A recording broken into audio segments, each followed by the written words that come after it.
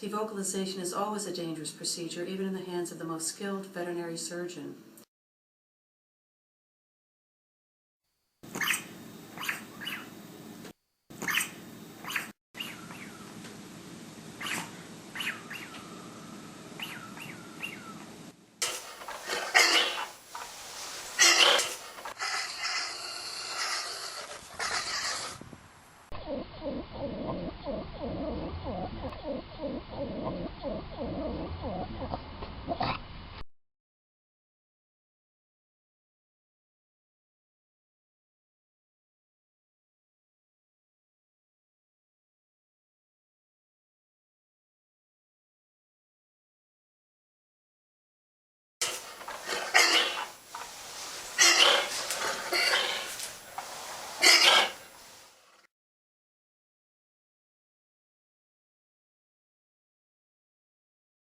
Scar tissue, which is a part of normal healing, can create a blockage of the airways with disastrous consequences.